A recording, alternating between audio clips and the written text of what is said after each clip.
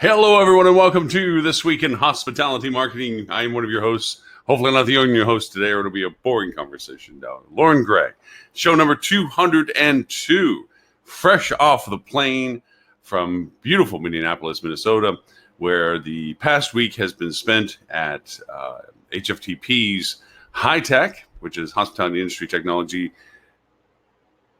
Electronics Conference. I can't remember what the E's for. Anyway, and also HSMAI's, acronyms abound today, Hospitality Sales and Marketing Association International, ROC Conference, Revenue Optimization Conference, attended also concurrently. They've blended it these past 3 years to be, well, actually, they've been together for a long time. It used to be that ROC was prior to the day before HITEC, so that you could attend ROC and then step into HITEC without the two overlapping. About 3 years ago, they decided, powers that be, to put them concurrently, which raises questions to us all the times as to, is that really benefiting everyone? Is it just benefiting the HSMA and HFTP? Or because it's vendors are really hard to make a choice because there's a mutuality to the attendance of both of these. Obviously, that's why they go together. But now with one running over the other one, choices have to be made because both are quite expensive to support when it comes to running a booth or sending a team over there.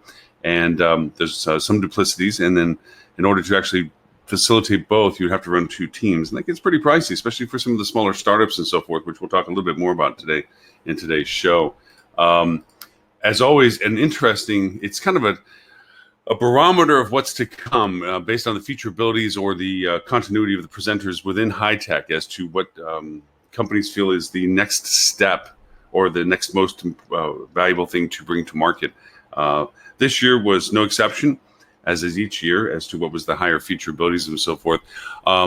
Predominantly now, integrations, software interfaces, creating vertical tech stacks together so that they're more compatible to each other. It's probably one of the stronger connections that was presented in HITEC this year. A lot of companies like Hello that were there last year that were moderate in size. Mr. Tim, how are you, sir? Hello. Whoop, I lost your audio, I think, for a second. Can you hear me? Really low, really low. Hold on, let me turn mine down.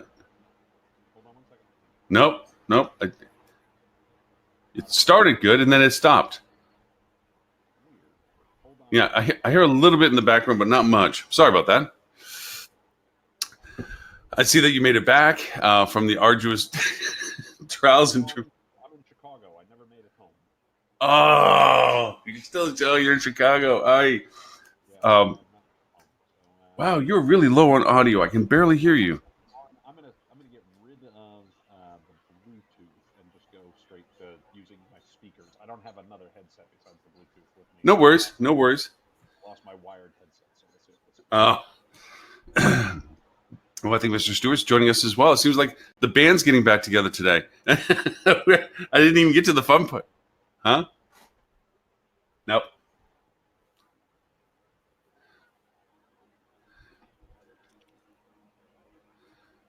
Nope. Not Hello, yet. I'm Tim Peter. How are you?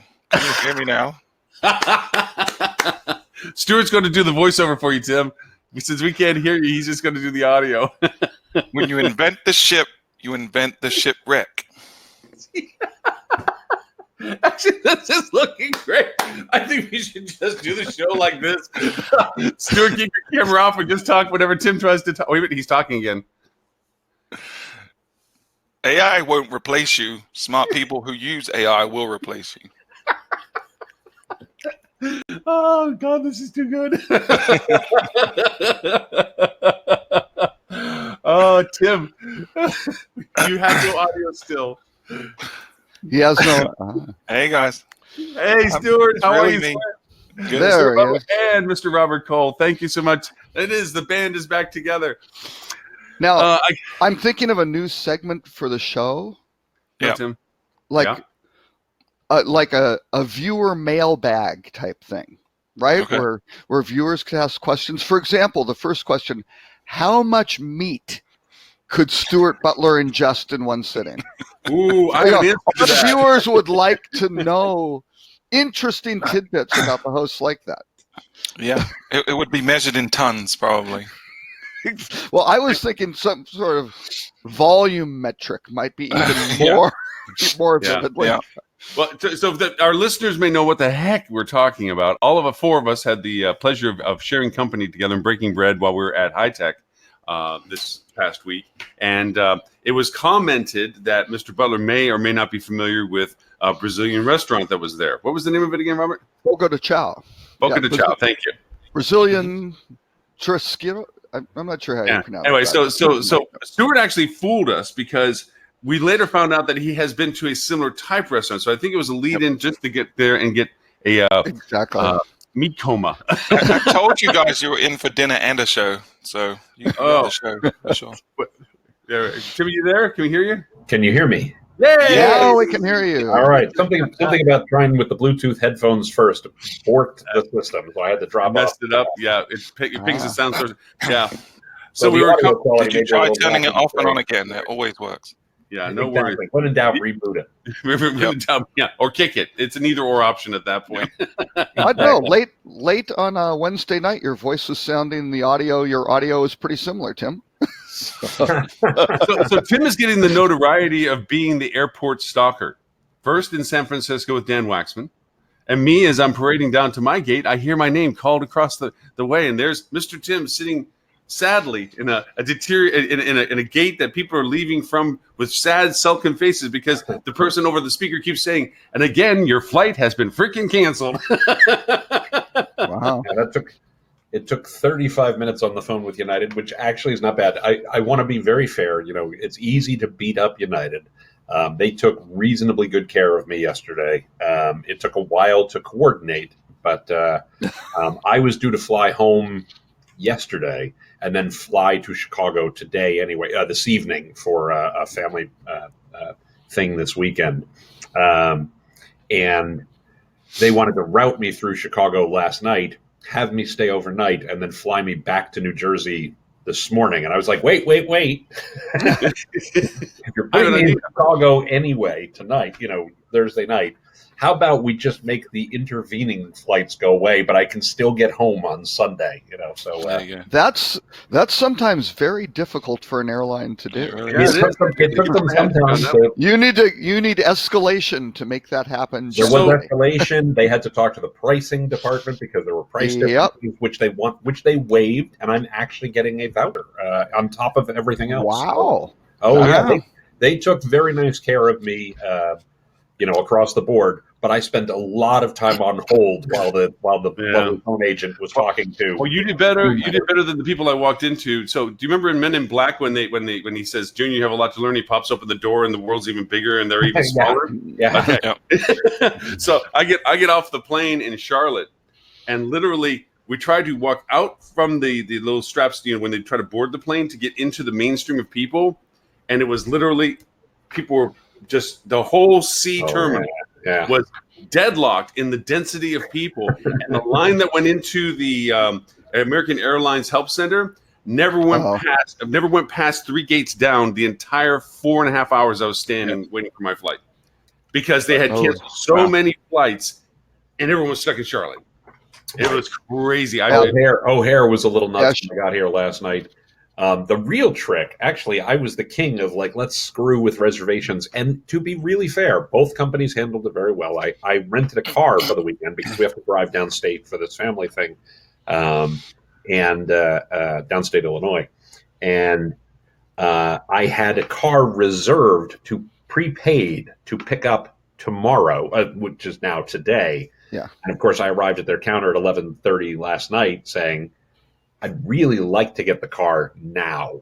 And that took some doing. But again, they were able to work it out. Nice. I will admit the poor guy at the counter was having a struggle with it. He's like, no, there's nothing I can do. It won't let me override anything. I was like, well, how about you just let me make a reservation for a car, just to walk up for a car for one day. Yeah. And then, rent me the exact same car tomorrow over the phone so I don't have to come back in here. And Yeah. But Yeah, they don't manage cars by VIN. Right. They were able to sort Actually, of- they do. There's a bunch of that in the back office stuff, Right. not in the customer facing Right. stuff. Yeah. They were able to sort it out, and everybody was very nice. So I mean, as much as we like to beat up the airlines and folks like that and rental car companies when it goes wrong, I feel like both United and Hertz deserve some kudos today from me because they made it all work. Yeah. And that's amazing because excellent. a lot of people forget that it's not just you that's affected, right? It's not when Right. a flight is Right. canceled, you're focused on your inconvenience, Right. but there are hundreds of people and hundreds of connections. And in the case Oh, of the God, storms yesterday, there were thousands or tens of thousands of people, Yeah. and they're trying to juggle this massive, complex thing. And it's easy to get There are- frustrated, but Yeah. it's amazing you got resolution on both those situations. Yeah. There are flight attendants and pilots with dinner plans that are getting interrupted. That's right. That's exactly right. Well, let's put it this way, by the People time the trying crew- to get home. So, Yeah. so our flight to end our story was that our flight, everyone was there, the pilots were there, the plane was there, except for the flight attendants weren't there.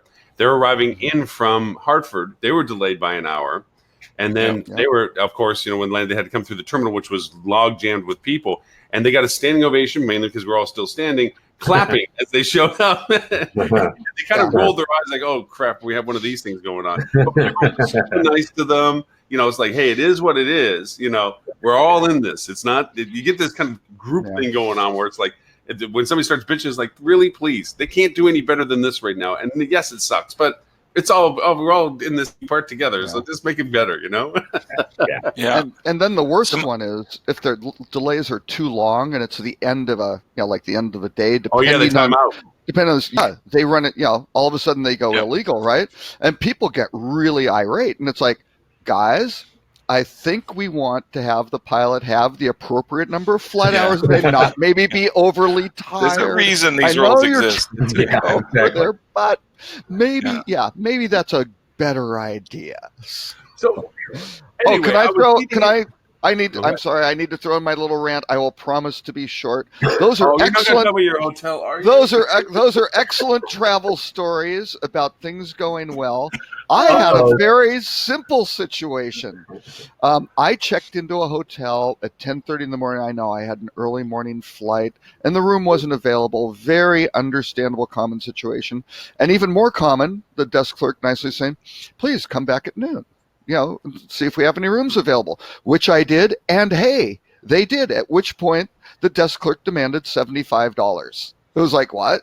And I tried, that was kind of interesting. And he said, well, we were sold out last night and we had to clean the room, which again was not maybe the proper answer that even if you were trying to do that, you would train staff to say. If you weren't sold out, you wouldn't have had to clean rooms. What? Exactly. Right, yeah, exactly. And perhaps that was their brand standard. But anyway, so I go through, and he won't do it. The guy is unyielding. He did the exact opposite of what your rental car companies and airlines did, right? Oh, Absolutely the opposite. But it gets even better. Okay, I check out yesterday, and it's $2 from downtown Minneapolis, the airport, on their light rail system, which is very good. Minneapolis has an excellent light rail system, which Lauren also used. So I have a 20, and I asked the desk clerk, "Hi, can you break this up for me?" And she goes, "I'm very sorry, I can't." And there are two other women there who obviously were struggling with their bill, sort of thing, who had obviously been there a while, and there was a lot of confusion. And I said, you don't have any change?" She goes, no, hotel policy, we don't break up, we don't provide change. And they all three of us kind of look at this person slack-jawed going, I go, "Really? Do you know where I could get this program?" "Oh yes, the hotel next door." No. Oh, I swear. Yeah. No. This is not a Macy's and Gimbal situation. This just is- bad No. hospitality. This Terrible is hospitality. the Lumen. The Lumen. This is the Joyce. miracle on 34th Street. Ascend- They're still in business. Yeah, the Choice Ascend Collection property owned by the Patels. So, guys, get your act together. This is not okay. And here's what I chalk it up to: they're in the hotel business, and there was some sort of autocorrect on a text saying, let's go do this. And they thought it was hostility business, not hospitality, obviously. And we're very sorry. And I understand how mistakes can happen, but you guys need to adjust. You need to adjust. Had they never seen the phenomenal, one of my all-time favorite, National Change Bank ad, the fake ad, the parody ad that Saturday Night Live did, 30 years ago. Very funny. The National Change Bank. It was shot just the way you would see a typical bank ad, with the sympathetic bank manager and the customer who has a problem. I really needed change for the parking meter, but all I had was $1. And then they cut to the teller. I could tell the customer was very upset by this situation, but I was able to give her 4 quarters. And it just goes on in the longest way. The manager's saying things like, let's say you have $1. We can give you 4 quarters. We can give you 10 dimes. We can give you 20 nickels. Wow. And it goes on. The updated version, the 2019 version. Wait, Robert. We can give you 3 quarters. Hold on. Okay, go ahead. You're missing the punchline. So they finally finish it. The bank manager, Kevin Nealon, is the bank manager. And he goes, people ask us, how do you make any money doing this? And the answer is simple: sheer volume.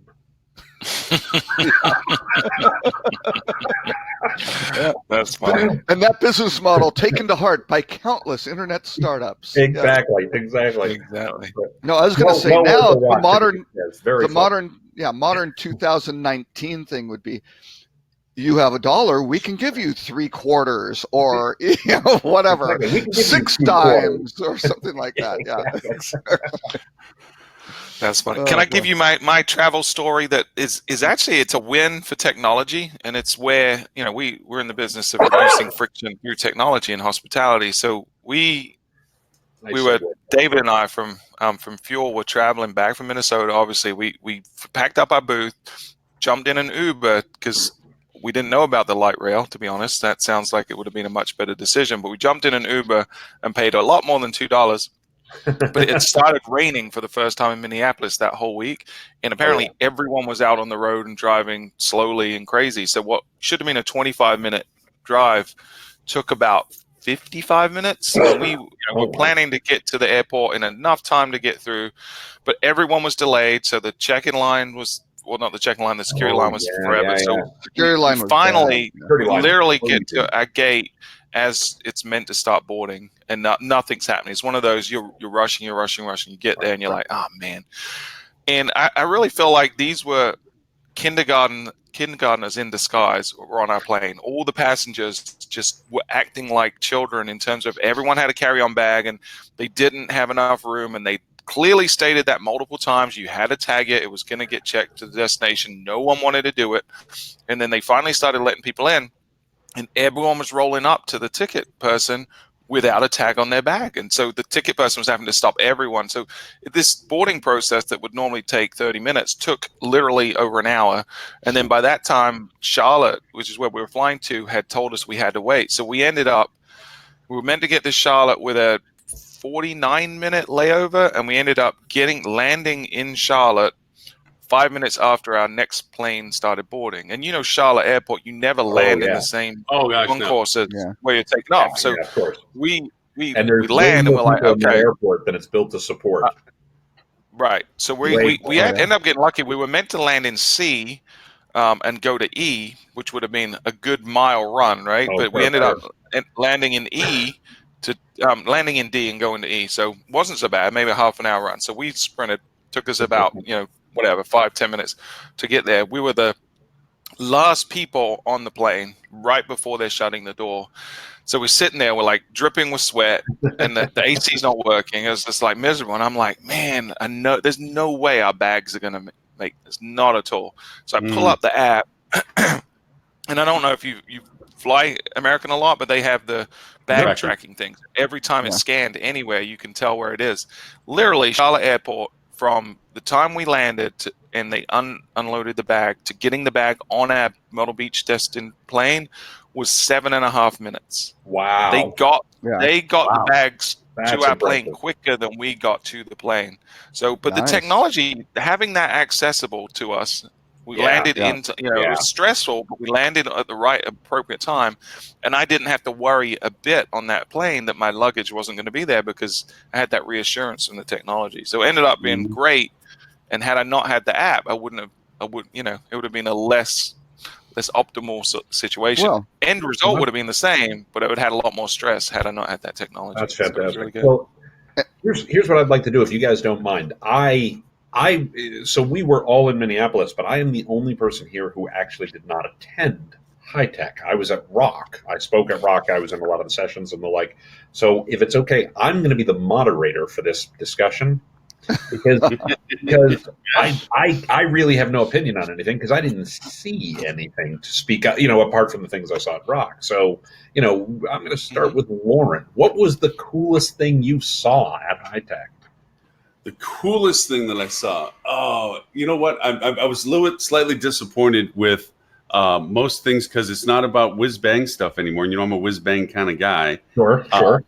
But I got to say that I saw a strong contingency of on-property softwares like Go Moments and so forth kind of up their game and functionalities that I didn't expect them to have. That being said, it still is underwhelming to many degrees. And the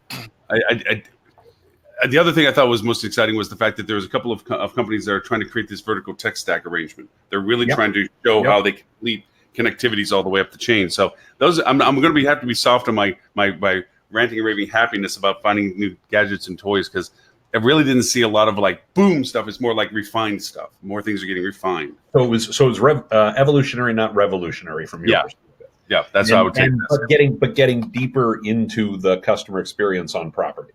That there's some attempts, of really trying to break down some things a little bit better and make it a little bit smooth. Just to Stuart's point about the neat technology of tracking your bag. Now I'm seeing a little bit more advanced conversations about more less autonomous and more engaged engagement while people are at property level. More opportunities for people to engage is one of the things I saw. So yeah, cool, fantastic. Robert, same question. What did you take? Three things. No, I only asked for one, Robert. That's the no. There were three in there, well, the one isn't. The first one I'm going to mention wasn't really tied to the other two, but it was impressive.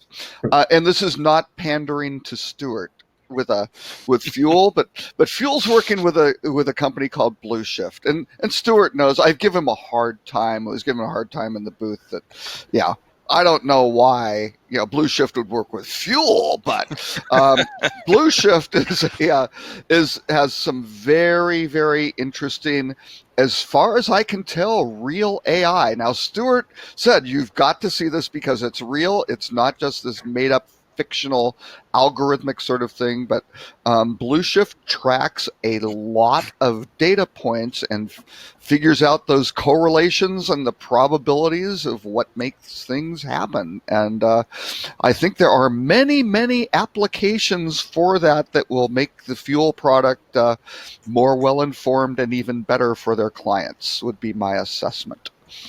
Fair, Stuart? I mean, that's very fair. Yeah, I want to get those guys on the show at some point that just explain. We're essentially creating a golden record of everything, every interaction you have with the consumer. So not just your demographic information and stay information, but interaction information. Anytime they hit a page on the website or click on an email or do anything with your brand, pick up the phone, anything, pushing that into a single record, and then the AI, like Robert said, is looking for patterns automatically. Machine learning is saying, okay, people get from point A to point B. How do they do that? And it recognizes similarities between different people. And then it kind of short circuits that when it starts seeing the beginning of that pattern happening with someone, it knows how to nudge them faster to the end point. It's really, really slick. And if you do it properly, it's not just let's sell them something they don't need, but it's almost like, hey, you don't have to go get lost in that cul-de-sac for a while, which we've seen some people do and then find their way back. You can all of a sudden start providing some great value. So I thought that was very, very cool. There are a lot of other AI type things, but the Blue Shift stuff was pretty cool, and the way that you can pull in data from a lot of different sort, almost you got data, let's bring it in is a great thing. The second one is, I think last year it was kind of the happy sort of thing where, hey, we've got a data stream, kind of the Citizen M with their enterprise service bus saying, this is our data and we're going to bolt services onto it, sort of thing. Mhm. I thought that very, very, very good. Was speaking, I don't think I'm speaking out of turn, with the Shiji guys who have acquired a lot of companies that do a lot or of put a lot of money into a lot of companies. Yeah, that's the vertical Yes, stacking yes. stuff. Yeah. Yep. But they are working on basically redoing a lot of their platforms and turning them all into these microservices, right? So the data stream with all these microservices around it, that is going to be the future of this. And that's how you're going to break down all of these, legacy property management systems, I predict. And it's started, which is great. The third one was Beekeeper. And people might not be familiar with Beekeeper. Beekeeper is, the way I would describe it, they probably wouldn't describe it this way, is a almost a dashboard layer. And it started out really as kind of a back of house communication platform for your staff. So Right. if you will, the staff can bring their own device, and you can have community chat boards and all sorts of other things. Well, now they're doing things like schedule swapping and all these things that can really help the employees. And now they're tying in, and similar to Alice, they were very, very smart. They didn't start with all the PMS integrations, which are so complicated and so proprietary and so costly. They just started off, and they don't just do hospitality. They're across a lot of industries. So it's this whole employee engagement. How do you streamline this, help them communicate more effectively? Well, now they're kind of doing this, I'd call it a dashboard layer, and now starting to tap into, there's Kronos for the shift scheduling. Oh, there's the property management system for numbers of arrivals and departures and what's clean and vacant. A lot of that stuff hasn't happened, but you see kind of that level of intelligence, or that level of connectivity across all these different platforms for a bring your own device type thing for employees, with kind of this microservices data layer, and then combine it with like the AI type stuff that Blue Shift's doing with Fuel, and you can then start going, oh yeah, these dots maybe are going to start connecting and get pretty interesting. So that was my What the other takeaway. company? Just one last time. Oh, Beekeeper. Beekeeper. Beekeeper. Yeah, They were there last year. They were one of the They were. 20X companies last year. Right. And Yeah, on the yeah. more standings. I spoke with them last year, but they definitely evolved their product a lot in 12 months. Oh yeah, and I talked to their VP of product development, who's out of I think Zurich, and they are across a lot of verticals and things like that. But oh yeah, he's really smart guy, and they're taking a really smart approach to developing these things. And there are examples like emergencies in a Hurricane Irma. Right? It's Florida, things are bad. Hotels they're communicating with their staffs. Here's what's going on. Checking with the staffs, are you okay? Right?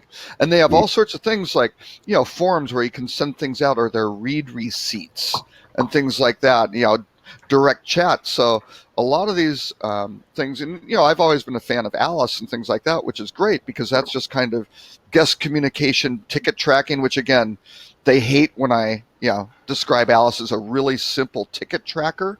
But that's a huge compliment because they took a really important process, simplified it, and made it work.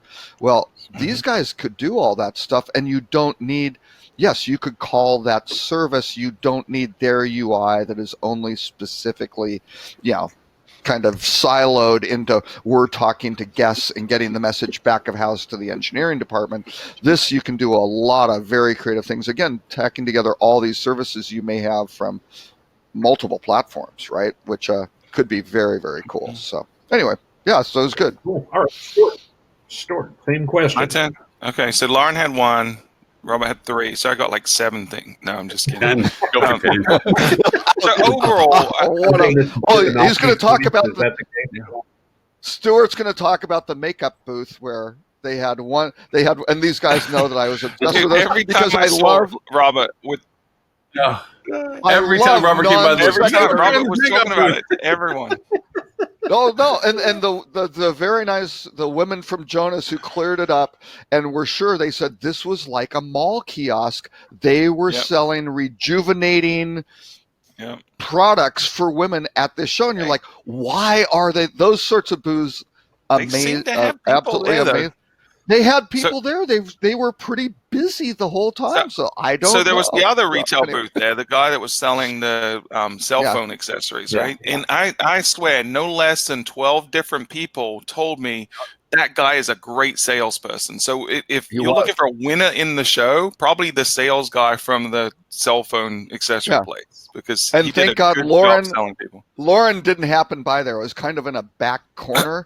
Yeah. Lauren would have just bought all the Everything, yeah. I don't know, gadgets and whiz bang and stuff. Yeah, it was cool. Yeah. I would say Anyway. so. I know to I don't answer already have 'em. probably do. You could sell him some stuff. Yeah. To answer the question, though, I feel like I was very underwhelmed this year. Mhm. I mean, in terms of the scale of the show, if no one's ever been to High Tech, it's impressive, right? There's a lot of stuff going on. But I don't feel like there was a lot of innovation this year going on. Like there wasn't anything that shocked me like it has in previous years. When I see, the first time I saw a robot running around the show floor or something, I was like, that's cool. Just got my nerd juices flowing. And there was nothing like that this year. But I felt like, to your earlier point, that there was a lot of vendors that have matured, that, they've developed an idea into something that's a little more tangible, a little more effective.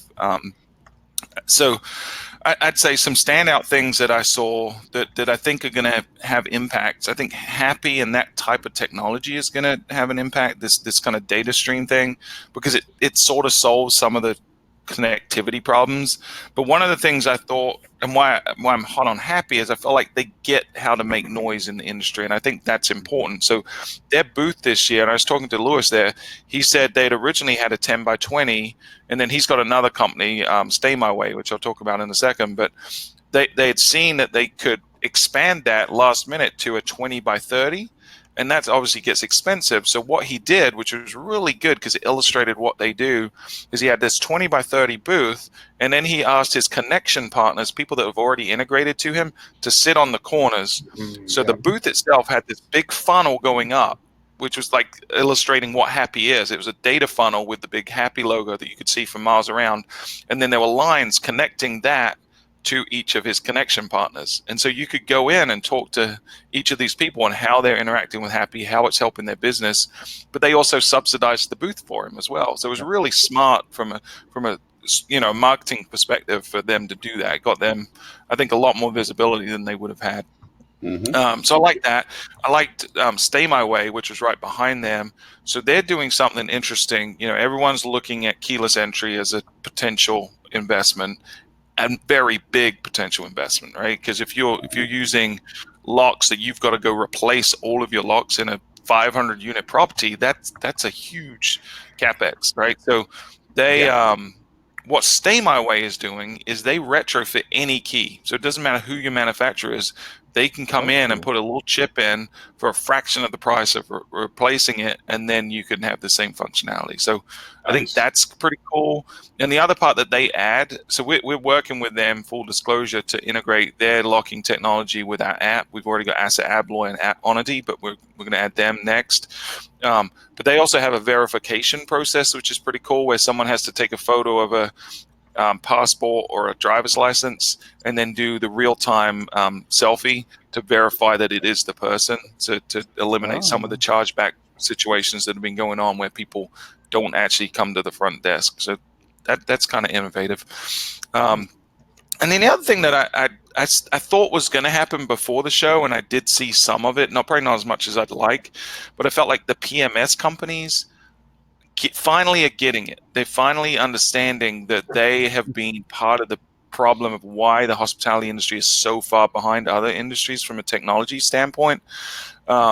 We integrate with a lot of them. We try to play Switzerland for sure, but our conversations this year changed a lot. We always go around and chat with the people, but this year, folks like Opera and Agilysys, who we integrate with, but we've never really had a partnership with just another vendor. They started trying to ask us about our products and asking about how could we work together? How could they recommend our product and stuff? Well, came from stuff down that from you the don't- mountain. They asked about you, not Yeah. just get in the queue, make sure your check clears. Right. Right. And they were talking about Go away, specific son, you bother me. partnerships. So to We'll the get point back where to you sometime, maybe next Yeah. March. so we had folks to come by our booth from one said the Opera sent them. Opera said, "Hey, these guys are doing what you're looking for, and they integrate." Which These are the droids you're looking for. Opera's never referred anyone to us, right? We had a handful from Springer Miller because we work with Springer Miller pretty tightly. I think there was one from Maestro as well. So PMS companies are saying, "Hey, we understand we can't do everything. We're not a walled garden anymore. We have to work with providers, and these are best-in-class solutions." So that was a pleasant surprise and very good for our business for sure. So yeah, but beyond that, I don't know. It was kind of meh. But it's interesting because as you guys were talking, I mean, I heard a few themes emerge because you all talked about similar concepts in there, right? Mhm. This was all very evolutionary versus revolutionary. Sure. We're talking about getting deeper, putting technology deeper into the customer value chain, the guest value chain, making it more seamless, maybe providing greater employee support, putting mobile to use in a practical way on property. Yep. The PMSs are getting it. They're looking to connect these things more seamlessly, maybe make for a better guest experience. And it sounds like it's a sign of we're in a maturing vendor space for at least what the current state of tech is, right? I mean, For sure. it at least in my experience, I think we've all had the same experience. Tech does a lot of it, ramps up like hell, then it plateaus for a little bit, and then the next innovation comes along that starts the next cycle going, right? Yeah. But maybe we're in sort of that plateau space where things are maturing, people are tightening up the integrations, et cetera. I mean, is that a fair restatement of what you all saw, or did I miss something there?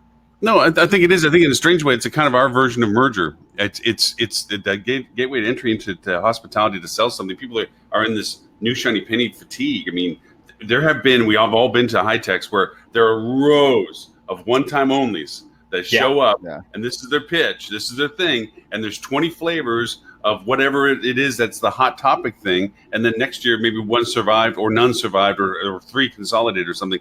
And this year, and I'm not taking anything away from high tech, there were empty rows on the ends. There was holes in the floor plan where there were lack of vendors and so forth, which I had never seen before at high. I mean, there's always been empty spaces in the corner, but and I have a question about that specifically because I'm really curious about this. I have often used high tech as an indicator, and not a vaguely leading indicator of where the industry is from a business cycle perspective, right? I mean, anybody who was at high tech in 2009, which Lauren, I'm sure you were, high tech in 2009, admittedly, that was definitely lagging at that point, but it was clear.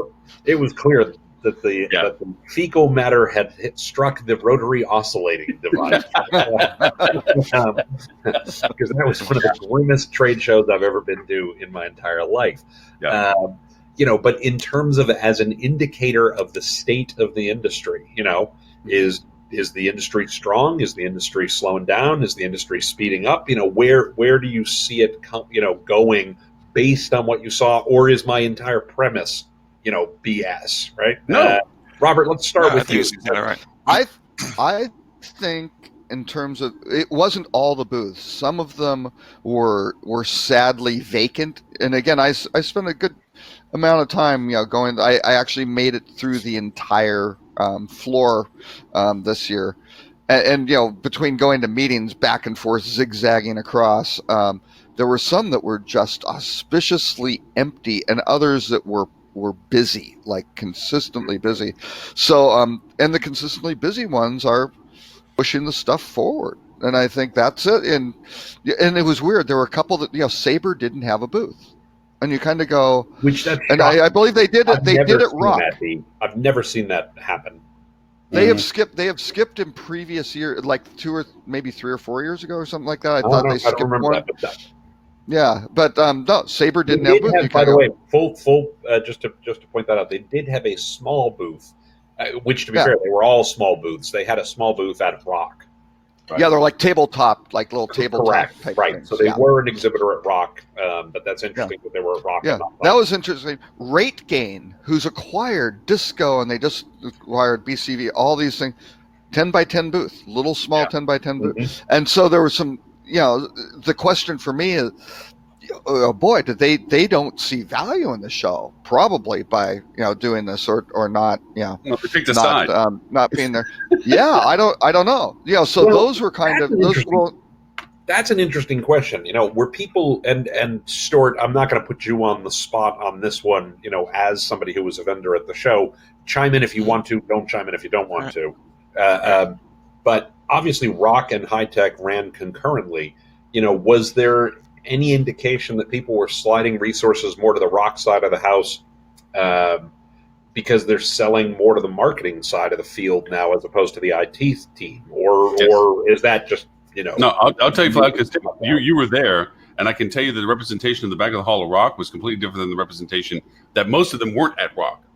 I mean, they weren't at High Tech. They were they chose Rock. Martech tends to Yeah. shift to Rock these days for sure. Yeah, and Okay. and I was, when I was on both of them going between that I was talking to some vendors I was seeing walking the floor, and I said, "Where's your booth?" "Oh, I don't have one here." "Oh, well, we chose to do Rock this year."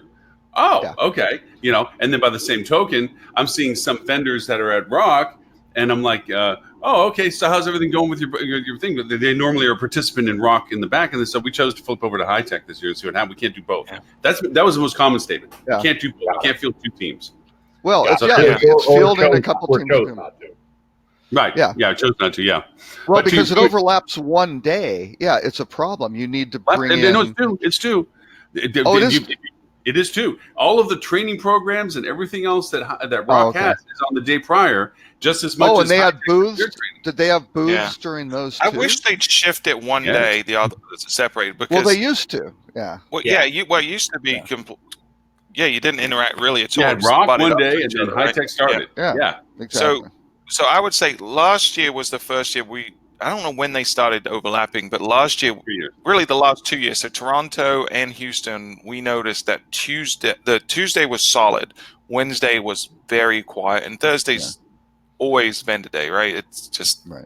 it's a very short day, and it's Right, the end of getaway the day. show.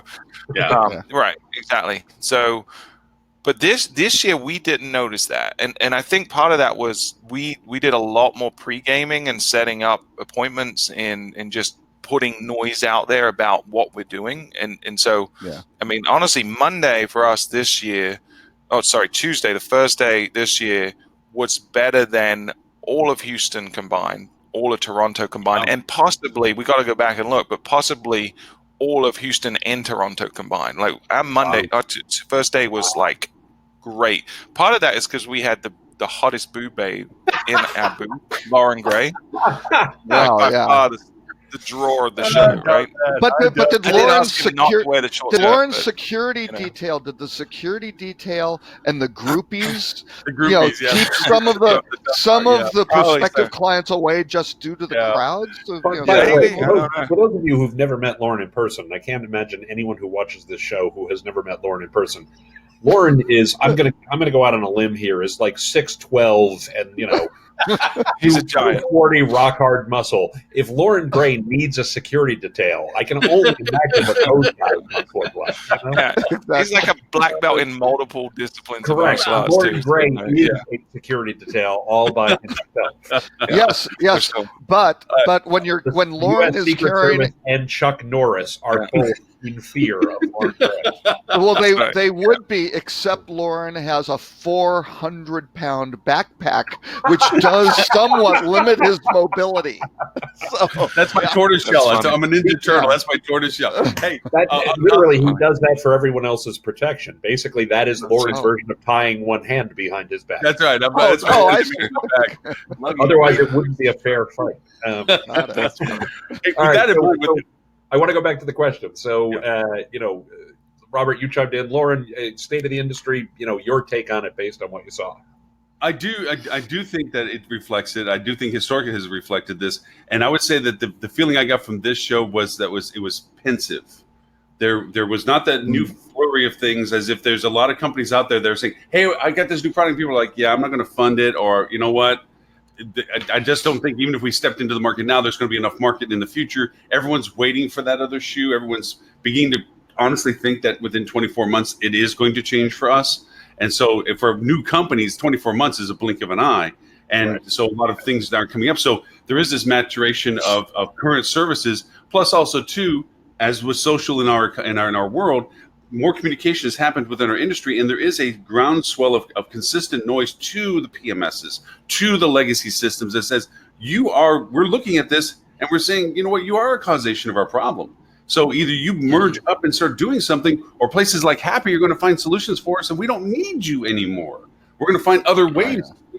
So I think that kind of comes through a little bit. And also, I'd have to say one other thing that is reflective is the traffic flow within high tech is another barometer I've often had. Yeah. When it's all happy land and everything, you want to hit everywhere and everything. It's like candy land everywhere.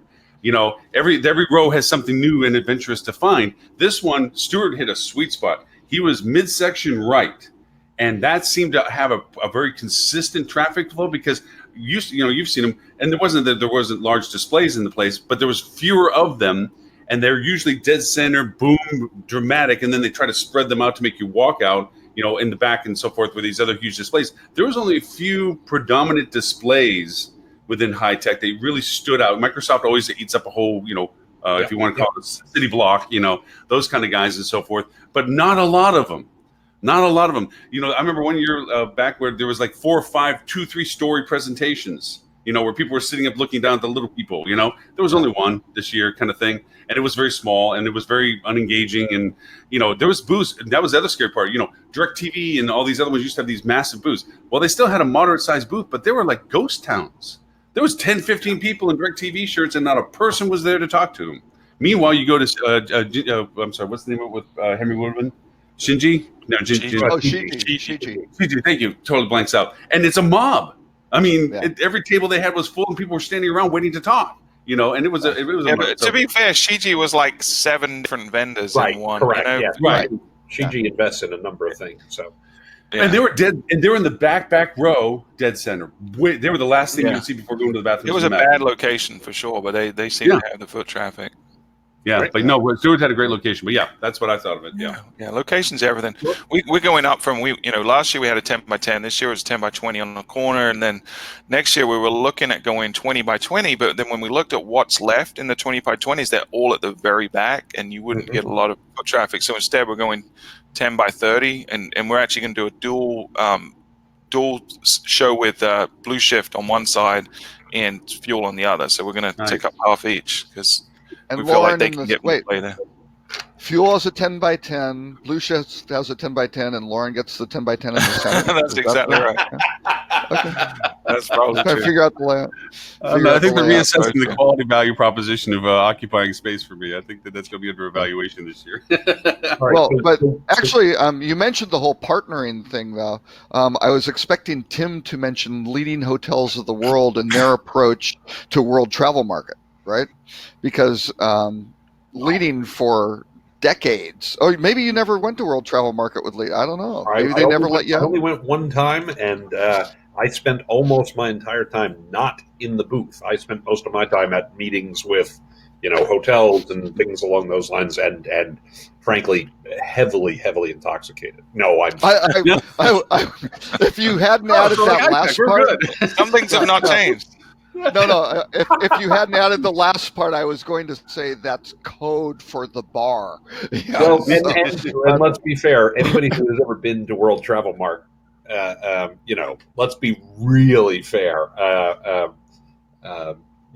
This industry certainly has a reputation for folks who are not afraid to throw down a little bit. And then there's World Travel Mart, which is a whole other level. Whoa. And then there's ITB Berlin. ITB, right. Correct. Yeah. I've never been to ITB, but I've certainly... You have never been to an ITB? Oh, my God. ITB. Wow. Sounds like a road trip for all of us. Road trip. I certainly have my fair share of colleagues running into them drying out a week later. So I. Oh yeah, yeah.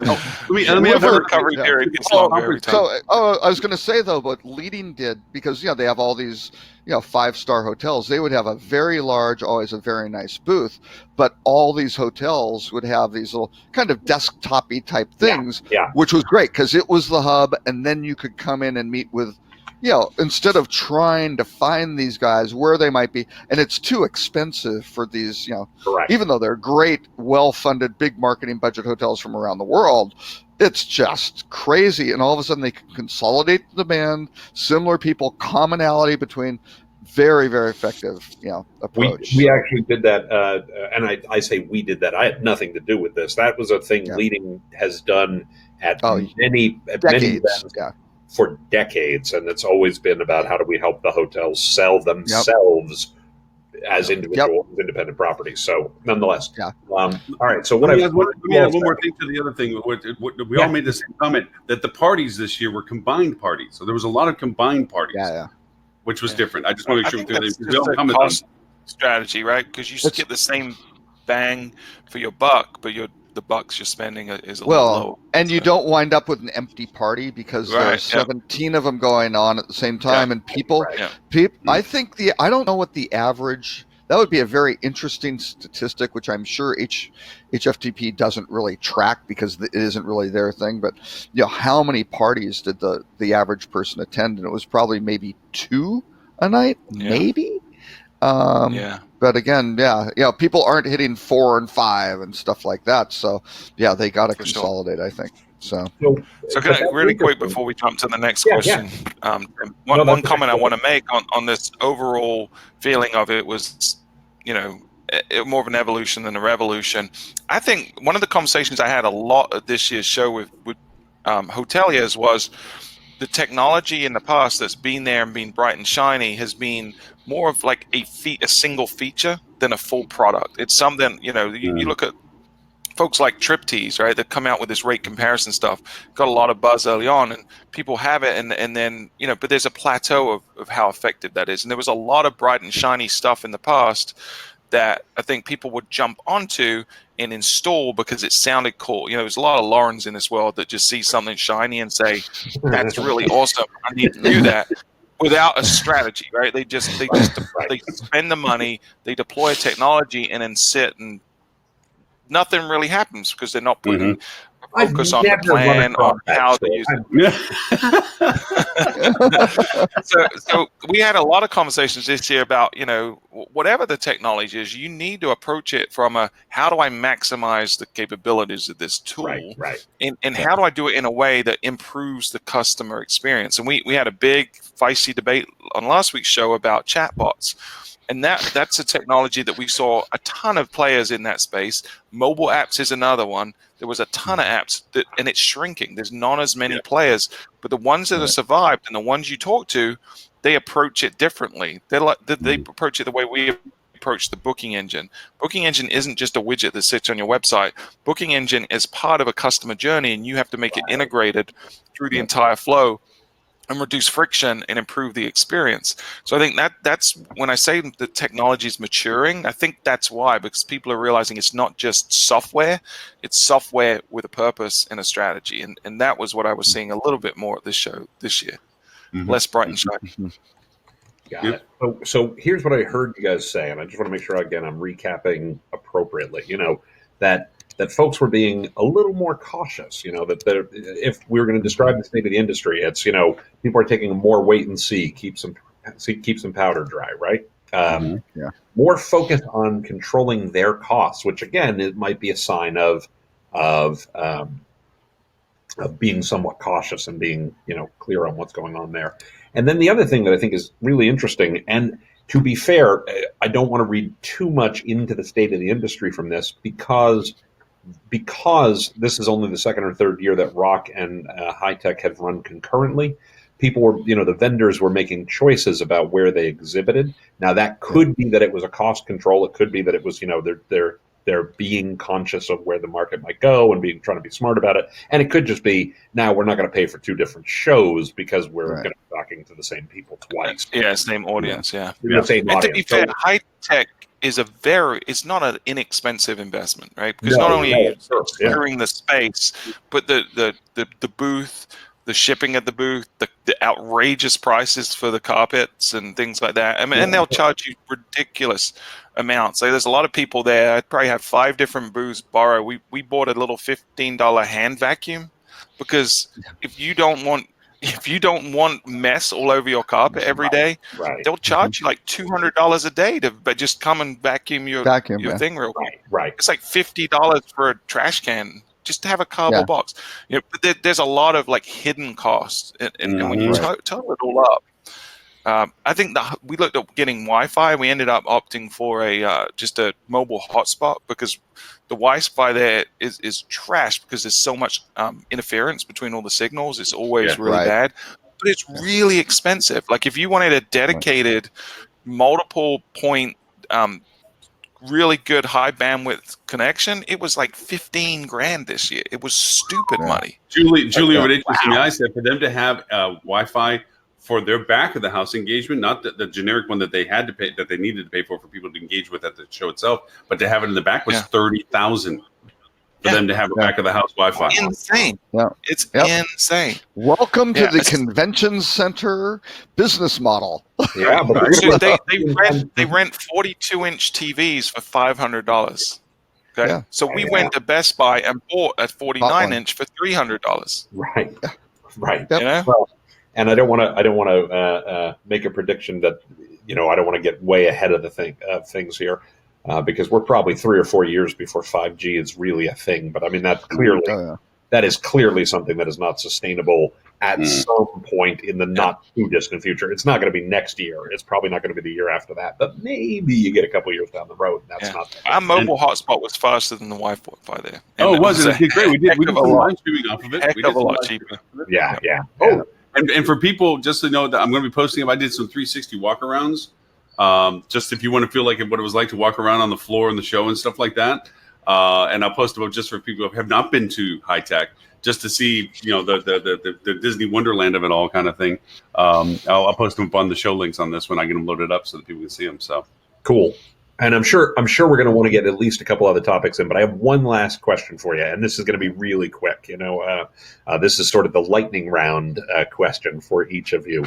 Which is, Lauren's going to win the lightning round. That's not fair. By the way, we came up with Lauren's superhero name this week. He is Lightning Rod. Lightning Rod. Lauren used to dance under that name, I thought. Exactly. So, Oh yeah. Well, everyone has a stage name, but yeah. I'm waiting for the comic book, Lightning Rod. Exactly. Nonetheless, if you had to sum up, one big takeaway or one thing that people should know about high tech or the meaning of high tech or what you took from high tech, you could pick any one thing, but just one, Robert.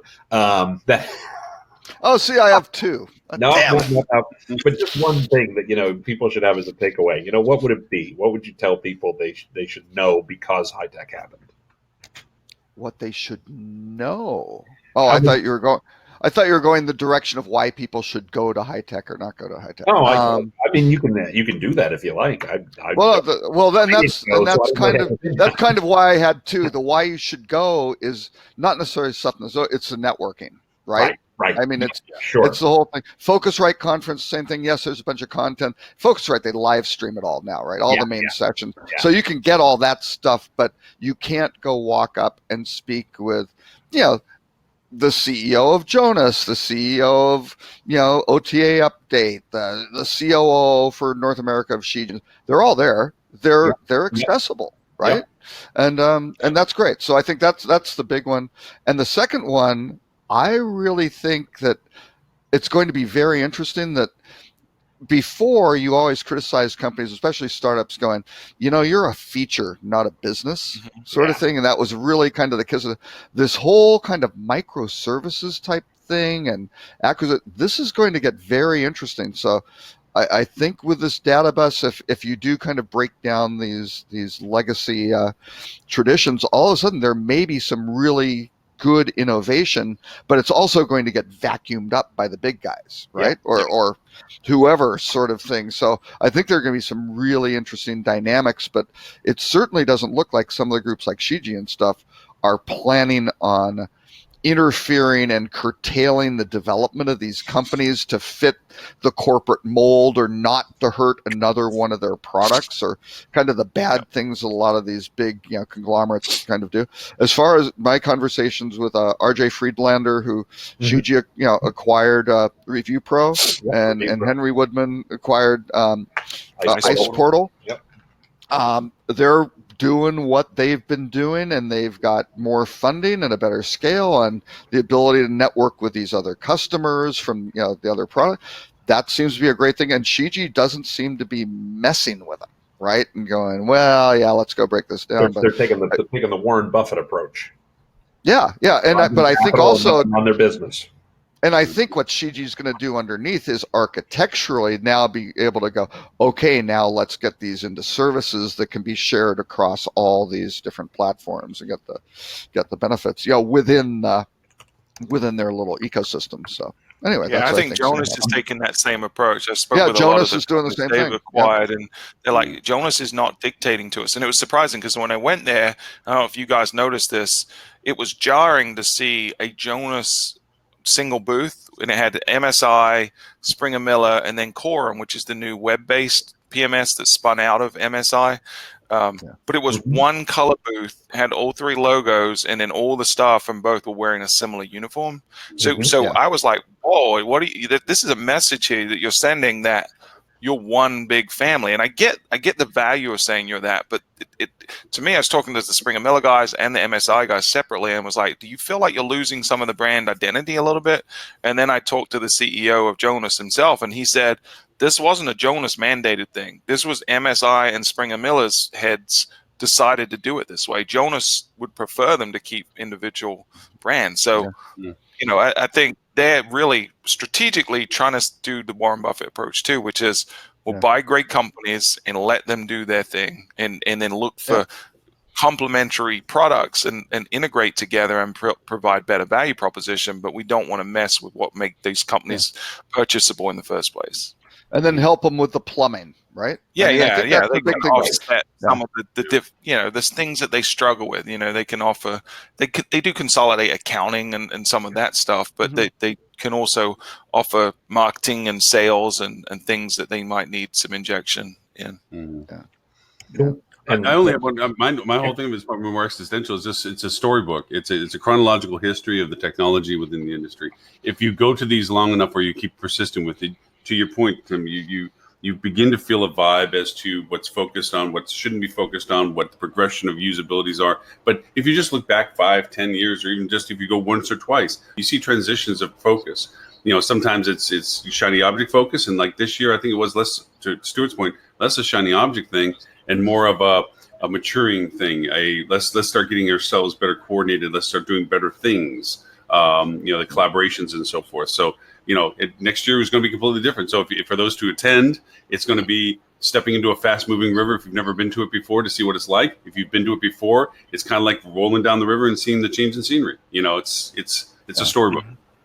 Actually, just one other point. The one big difference I saw from last year was the real hot one was the staff alert buttons, right, for any sort of sexual harassment. Well, one of those won Best in Show this year for the 20X. It was one of those alert buttons. Oh, really? That's interesting. I forget the name of the brand. Yeah, but they did. But see, I look at those and going, boy, that should be a service. And you look at something like Beekeeper, you go, okay, well, you have some service that does this.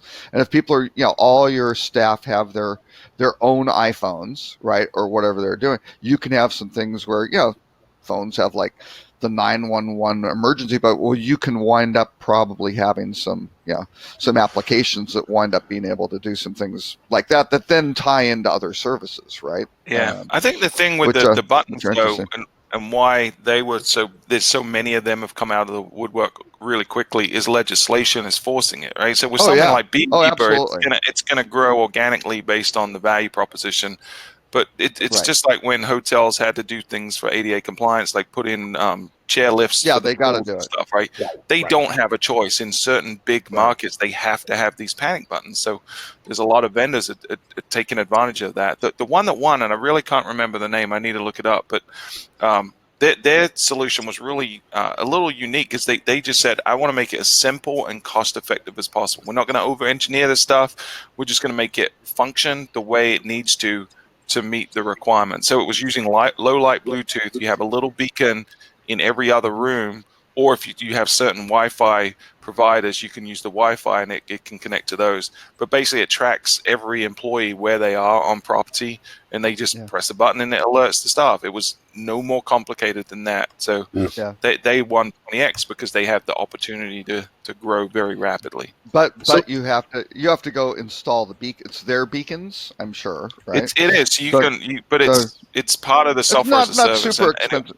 Yeah. Beacons, Not super beacons are expensive. almost It was turning like- generic though. Beacons are almost turning generic. There's 5 flavors of Yeah. beacons now you can get. Most of them are intertwined Yeah, anyway. it was like $6,000 a year or something ridiculous. It was not Yeah. a big investment. Right. Okay. So Yeah. let's flip things around and go from just to cover up on the rock side and HSM message. You were dedicated to being to that, Tim, and I know the content's completely different than attending a conference show booth. Can I answer the previous question first? Oh, before yeah, we go, jump in, Ron? I'm sorry. Absolutely. Okay. Sorry, Mr. So Foley, go I ahead. think, and this is a bit of a downer to leave it on, right? So I think my biggest takeaway is one of concern for the industry, right? So I think it's fair to say that as an industry, from a technology perspective, hospitality is behind a lot of other industries, and we've talked about why that is, and the PMS. The old PMS is being part of that problem, but there are other problems too. And I think we're at a point in the industry where everyone's beginning to come in an alignment behind, okay, lack of integration is probably one of the biggest challenges and one of the biggest reasons we're in that situation. And so I think everyone's gotten to that point, and then they're saying, okay, the solution is some kind of universal standard for that. Right. But we're doing in the industry, I feel like what we always do in the industry, which is there's 7 or 8 major players and they're people that have rolled up a bunch of companies or new startups. It doesn't matter. But they're all trying to solve the same problem, but they're all trying to solve it in different ways. So we're going to end up trading one set of problems for another set of problems where we're saying there's not a standard, so let's create a standard. But when 20 people are creating a standard, there isn't a standard. So we're going to end up in the same situation where people are boxed in with their technology based on which tech stack they decided to go with first. So I give the industry credit for saying, hey, let's solve it. But I wish it's amazing because this hospitality industry knows each other so well, and yet is so reluctant to work together on a solution. Like if 5 major players came together and said, here's the real, and HTNG, to their credit, tries to do it, but for everyone that's behind HTNG, there's half the people don't want to get behind it, right? So because they want control and they want power. I wish we could come to a There's one. Let's Thank do you this for teeing together. this up. Thank you for teeing me up, Stuart. Okay, so I'm co-chair of the HTNG work group for a unique identifier for each hotel. And simply put, it's a registry. It works like DNS does for IP addresses and websites and things like that. And You're creating some of the people watching, the what? the QSIP number.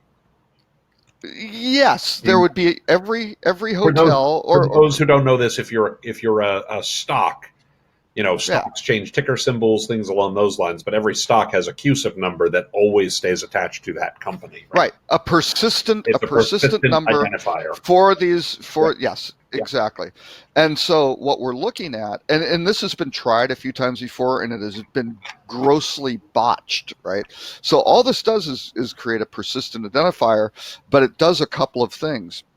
When you do this, just like DNS, where a DNS record says, oh, here's an MX record that points over to the mail server. Here's another one that points over to where the website is and things like that. You can have that. And then all of a sudden, when you do that, if you're participating, oh, you can enable, say, if someone is, and these pointers would be, oh, they are on version XY, whatever, 14 BC of Oracle or something like that. And here is the resource that it points to, right? And then they can go authenticate onto that through, third-party systems through the owners of those resources. But all of a sudden, if you have that sort of thing, you can have automatic notifications. So I was speaking to the Beyond TV guys, right? Just going, hey, would an ID be even important to you? Expecting them to go, no.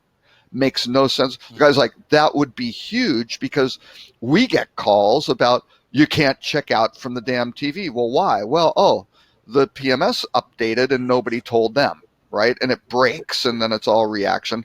Or the TV service doesn't work because, again, something changed with the PMS or some provider and the version changed and it blew everything away and it was some sort of unintended consequence. Nobody knew that particular deprecated feature drove all the in-room television, which is a bad thing when they can't turn on, right? So how are you going to, right?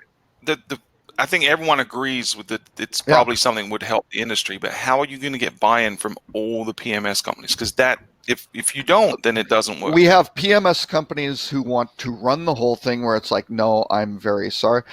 All the PMS companies seem very, very interested in this because this can also facilitate continuity of here's where my stuff is before, like all the POS, all the interfaces they have strung off of there. All of a sudden they can maybe go, oh, that's the stuff they have. We have interfaces to those things. So all of a sudden it can streamline their cutover processes. Plus, when you change brands, the flag change issue is a real big one because some of the stuff stays the same. Some of the stuff that changes may be able to blow away, a bunch of things. It's the ship of Theseus problem, right? It's yep. Right where sorry, I like boats apparently. So tell us more. What about the ship of feces? It's one of my favorite thought experiments. I use it a lot. This is literally my favorite philosophical discussion in history. But this is a very real problem about what you're talking about. The idea is there was this dude Theseus in ancient Greece. Says you could apply this to anything, and he had a boat. And every time he came back from a voyage, they removed some planks from the boat and added new planks. And at what point did it become a new boat? Right? Yeah. Right. And it's the same kind of thing. You reflag, you do whatever you change ownership, you change management companies, you do any of these things. At what point is it a different hotel? Right. Right. Yeah. And this winds up keeping, at least in terms of the tech stack on the back end and distribution on the front end, at least gives it kind of a touchstone that you can do. The interesting things that we're doing, not to speak too far out of turn, is you go, oh my God, you got to go get a number for everybody. That's difficult. That's not really the issue. We can figure out where all these hotels are and pre-assign all the numbers. And I think the laggers, the vendor community, seems to be the ones who are going, we have pain, we have direct cost savings or revenue opportunities by doing this. So we're going to address kind of them first and getting the stuff, and we'll let them use it. And if the hotels decide, oh, we want to stay on the sideline, we don't want to claim our ID and then proactively manage it, that's fine because the vendor community will all tie into it and be using it on their own. And it's like, that's okay. So I think between some of those, making it a nonprofit where it can't be acquired and having some things, and just sticking to being a registry as opposed to, hey, we're going to go do, here's services layers and here's a business and, ooh, we'll have a universal cache for distribution. All sorts of folks can go develop off of that. But if you can't do any of that stuff, I think what everybody's kind of concluding, at least in terms of my conversations, and I was running around asking people to punch holes in it, and if they had no value, tell me it's no value. My feelings won't get hurt. Let's figure out reality here. They all said, you can't do any of this other stuff if you don't have this consistent ID. You need something to tether these things to, and that's why you've had all these fiefdoms. So I'm feeling, actually coming out of it, I'm feeling more optimistic than going in. And again, I've been kind of maybe 60% optimistic, knowing there are a lot of landmines. But boy, the conversations with the tech guys going, tech is not the issue. We can do the technology. That's right. not It's standards. Zero. Standards is the It's- issue. well. And HTNG has a ton of standards, and Open Travel has a bunch of standards, Right. but they're Exactly, all but they're optional. different But they're all standards, optional. and no they're one all uses them. optional. Right. Oh Yeah. well, no, on the These are distribution never. side, These are. Yeah. I mean, Yeah. They're if not. I can There's- make a bold there's statement, schemas- these are never there's schemas and technology structure. problems. This is a people No, problem. sure. This is Yeah. a People problem. consistency problem. Right. This is an operations problem. So- Operations Well- in the sense of people following the standards. right? Yeah, and here's the problem, right? We Problem integrate is with that stuff works tons- really well. Yeah. So we integrate with tons of PMSs or just different vendors that use the HTNG standard, but then it's like, well, we do, but then we found that this is a better way to do it for us. So it's like a quasi version of Right, the right. standard. What they So had before, kind of defeats right? the And purpose. they couldn't really do the standard. And in those standards, almost all the fields are optional, right? Right, Because right. they didn't want to lock it down and go, sorry, Oracle, you really are doing it wrong, and you're But out. the problem is the Something is not a naming good of the approach. fields. The labeling itself is a Right. problem because every PMS has a different nomenclature. Like what Absolutely. they call a rate code is different in every PMS. Like how they refer to Absolutely. packages is So- different. So what we were thinking is if you have a unique, this unique ID is for the hotels, but then all of a sudden, if you start having this ecosystem where you start mapping the version and the the pointer, the URI, where they can get those resources for the API, there will naturally then be the ability to start mapping out, here's how it maps the standard, and here are the fields that we have, and it translates from this and this, and you wind up using pointers and translators. Now, is that 100%? No, but we think it's probably, from a development perspective, not full interfaces, but kind of adapter level stuff where you can go, you know what, these guys are 99%, but here's the adapter that really lets these square pegs fit into the round holes, right? Because And that's where the Robert, problem is. Robert, you may be doing this already, but if I can offer a thought, and again, Yes. you may already be onto this, but I would follow the Internet Engineering Task Force model of Absolutely. rough consensus and running code. Yeah, absolutely. Because the harder the standard is, the harder it is to get anybody to follow. Oh, absolutely. And that's why we're focusing on the minimum viable product is the Yeah. registry. Yeah. That's it.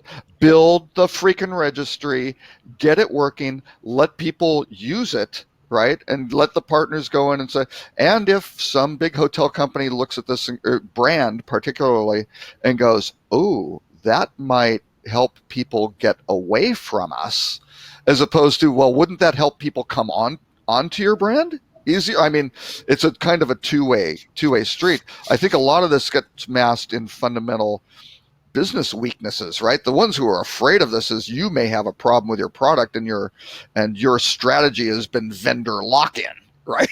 Which has been the PMS, that's been the business model for decades. So yeah, I think that does it. And same with the PMS vendors, the ones who go, we don't want to do it, we're afraid of it.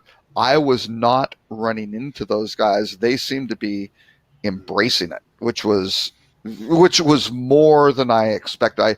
I expected more fear and loathing and things like that. So, but we'll see. I mean, I don't think it's the magic wand that all of a sudden you've got rainbow pooping unicorn sort of thing once you do this. That should be This the title is of this week's episode, by the way. exactly. Digital marketing. I want But the bottom line, I was on. rock. I want to hit rock. All right. Okay, wait. The open. I was on the. Hang on, one last thing. Hit rock. No, Robert, hold on one second. If you want to hit rock and you want me to have any point of view on this, we have to do it in the next 4 minutes because I Exactly. have Okay. 25 minutes. to run out the door. So. It's as bad as Go me and my ahead. boss last week. Okay. All right. You have right. No. You were there for the whole spectrum. Where I Yeah. was there for pieces and Tell us parts. about rock. Tell us about rock.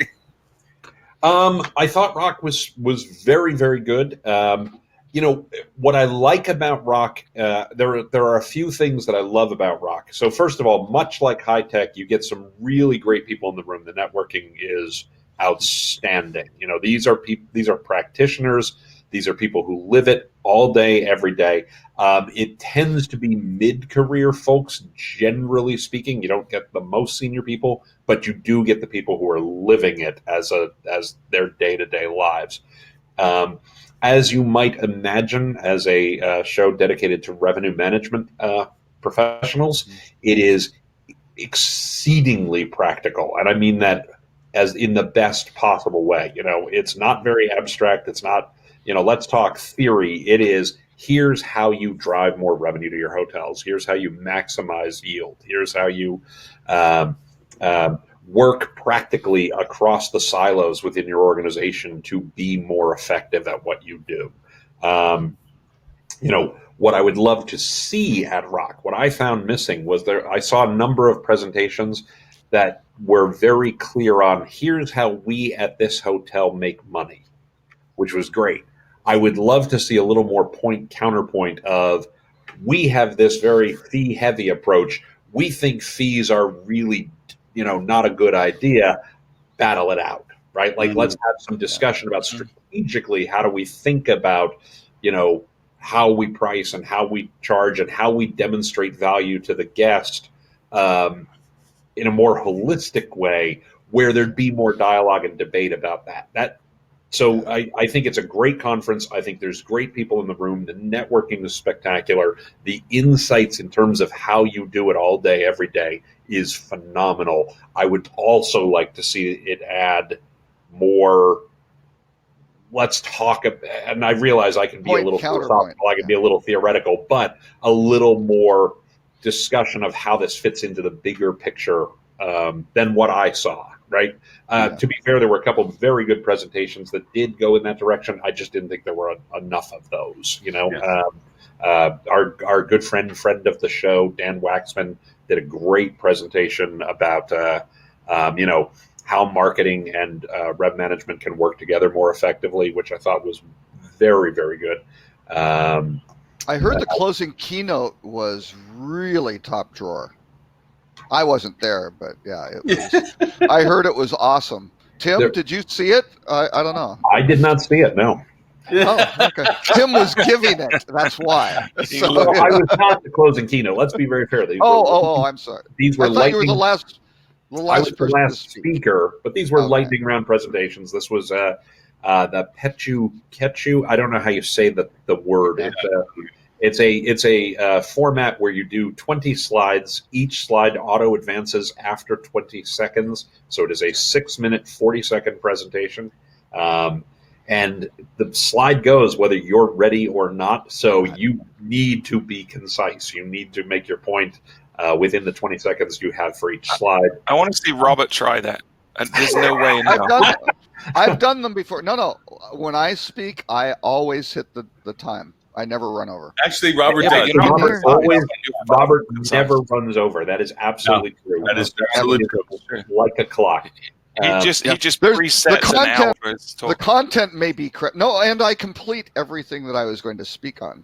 Also, I cover all the slides in the assigned period because I kind of rehearse before, which I asked Tim if he rehearsed. He said that that was a problem with Rock earlier, where when they did those things, people were getting up there and not having and it was ugly. Actually, I'll tell you what, if I can give, I think I'm an okay presenter, and if I can give one bit of presentation skills advice to anybody watching the show, if you do anything like this, or even if you don't do this format, stop using speaker notes on your slides. Because if you're relying on reading from the script while the slide is on screen, you're screwed if the slide goes away for any reason whatsoever. The slide should be there to support what you're saying and help you remember what it is you want to say, but don't be reading at any point. There was one speaker in the lightning round who had great content and was a good presenter, had good material, but when he would often the slide would advance before he'd completed, speaking the notes. He wasn't reading; he was just using the notes to, get him through what he wanted to say. And when the slide advanced, he was himself suddenly going, "Crap, I don't know how to transition this now." He wasn't hearing what he was saying. He was only saying what he was saying. Yeah. Well, yeah, and so that's something that just as a presentation skills, don't rely on the notes being there. Know your material. Know how you're going to get through it. But it was fun. I thought it was a very good show. Lots of good people there, really smart folks. Yes. Lots of really, really good, practical, usable advice and tips and techniques and things like that. So I highly, highly, highly recommend it. I would also, if I would add one thing that can make it a stronger show, I'd love to see more discussion of why do we price the way we price and how do we show value to our guests in a way Absolutely. that's a little broader, right? I'd love to see that from a vendor perspective.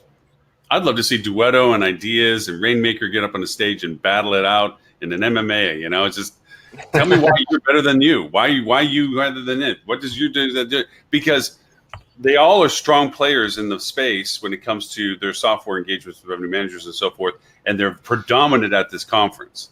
I mean, they know their market. Sure. They know their market. I'm not going to be negative about anything. They know their market. Well played that they're there.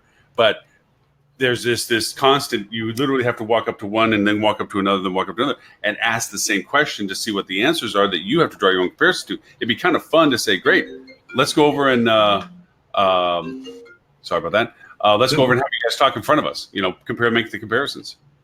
I will tell you, I think all of them are good for the show. I don't know that they would. I don't know that that's in their best interest to do. It's not that, but it's in the interest of the participants. Is what I'm saying. But if they didn't sponsor, I don't know that Rock would be as strong as it is. So I want to be, all of those are good platforms, though, right? They're all good. Are they perfect for other ones? Yeah, right. You can get into the optimization. The killer on all of those platforms, and all of them will say, if the hotel has a bad strategy of doing it, it's like, AI is great, but what are you using for training data? What are the algorithms? What are the outcomes you're looking for? That's the important stuff. So Tim, I agree. I think the stuff about how do you make this broader? How does it tie into the business model, the customer engagement, customer sentiment of, customers hate resort fees. They will pay them, if they have to. They don't like them. Okay, is that okay? Is that not okay? And how do you do a lot of these? Well, I have a very strong opinion about this, and there's tons of research that backs this up. This is not just my opinion, right? But customers never want to talk about price; they always want to talk about value. When customers say the price was too high, it's because they did not get the value they expected for the price that they paid. Right. When they said they said that the price was a really great deal, it meant that the value exceeded what their expectations were. And while I think many of the folks who presented, referred to that at least obliquely, I would love to see more discussion of that broadly, not just at Rock, but in the industry and in rev management as a practice more generally, because I think that's a thing we miss sometimes. Yeah, the whole value creation model and executing on that is is rough. So, but again, the hotels on the other side, they still need to know what's happening from a gross operating profit, net operating profit, and that's the industry's not there yet either on that. Right? So there are lots of how do you make this stuff happen? And as Lauren said, and then what tools help you connect those two things? So I think you wind up with like 3 pillars in there, right? I think. And if I can give one other free piece of advice, I've done tons of vendor selection, both in my, when I was working at hotel companies. Obviously, we hired lots of vendors for lots of things. And as a consultant, I've been hired to help with vendor selection processes and RFP processes and a lot over the course of the last 8 years I've been doing this. And I will tell you, most of the vendors in the industry, almost every vendor in the industry, I can't really think of an example of a vendor who just sucks, right? Because you can't. There's too much competition. Oh, no, I'm just using. No, I'm generally speaking. Are there ones who are stronger and are there ones who are weaker? Of course there are, right? Yeah. But they all do an okay job. What I tend to find is far more important of whether or not this is a good vendor or a bad vendor is this the vendor who suits what our needs are? Absolutely. Do we align correctly? Do we look at the world in the same way? Can we learn from each other? Can they adapt to our changing needs, over time in the right way? Do they provide the level of support we need? Do they take the kinds of direction we want to give them, and do they know how to push back correctly when, we as the hotels are going wrong? That's far more important for long-term success than this vendor's great, this vendor's crap. Like, that's not that just doesn't tend But- to be the reality. And there are a bunch of people, consultants in the industry. I'm not one of them. Tim is not one of them. That their product is, oh, we'll do requests for proposals for you. And God knows if you're a PMS, you get a 400-page document, Yeah. which is like every feature marketing. Let me introduce you to people who do that. Yeah, go down that path where Right. if you give people, here are the 5 core use cases that maybe they aren't all must have, right? You have maybe 1, 2, and 3 are, by God, if you can't do this, let's save everyone some time and pain. 4 and 5, and maybe 5's the future one of like, that's on our roadmap. We got to get there. And the best thing is if they can't do it, how do you have a discussion? Okay, you can't do it. That doesn't disqualify you. How do you make that happen? Can you make that happen? What is your process? How do you work with us? How do you do that? And boy, is that revealing for. Okay, so Sure. I'll refine my. really I know. do have to go. And I'm sorry Yeah. I did not get the memo on the checkered shirt thing, Stuart. I don't know why we didn't get that memo thing, but there's one last point to your thing to it. Let me refine one thing. These are dad shirts. Okay. This is, I didn't make it home. This was the last shirt left. The last year that's still clean. Yeah. It's one last thing to say is about comparing of equipment to things. Every one of them wants to sell you a Ferrari, whether you need it. To your point, Tim, scale the service to the need of the client, Absolutely. not sell them the most expensive thing that you That's can. exactly right. That's what I mean about the revealing part of putting the platforms together. All of them do functionalities, but to allow the clarification of the features that are most useful and functional from them, and have that evaluation process be helpful. But that evaluation process varies by customer because, I'm going to make a gross generalization. So by definition, this is bullshit, right? You're not going to use 50% of the features even. that any given product provides, easily. You're not going to use 50% of them. The question is it the right 50%? Right. And also, Right. is it a Boeing plane that has services in there you don't even know can screw you up and you don't even know they're in there to be done? So to that end, Tim, thank you All for right. being here. I know it's Chicago's pain. No, People wonder it's okay. I love being here. Unfortunately, this specific hotel, I asked if I could get a late checkout. Not only did they say no, they said F no. So I'm expecting to start banging on the door any minute now. So Right. Tim, but where can they find you if they want to look for you? timpeter.com. And you were referred to several times in the Team Peter podcast of Thinks Out Loud so that people know that you're there. I'm making sure that gets in the link to 14 people that asked for it. So Or TC Peter on social media. Or TC Peter on Twitter. Twitter. On Twitter. Tim Peter everywhere else. I don't know why, because I'm an idiot. That's why. All right. thank you, Mr. Tim. Have a lovely weekend. Thanks for a wonderful week, too. It was great being with you. See you all next week. Yep. Bye. Bye now.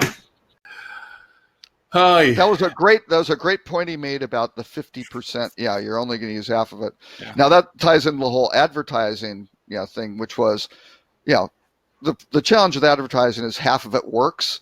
The problem is nobody knows which half it is. Right? Yeah. That's Well, I that's don't- not true anymore, right? Because you No, can it's actually not. track stuff unless you're using some BS vanity metrics. Then Right. you can tell exactly Oh, what's Stuart, what crazy black magic are you speaking of?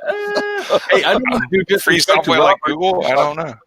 The late night effort he made to put a list together, which we did not even touch out of the hour and a half. I don't want to be Yeah. remiss on it. You put some cool stuff together. Well, no, I just So have we the a few more rubber. minutes that we can hang and we can just do the route row too, I guess. I mean, the list will get posted, but Well, no, we can recap them.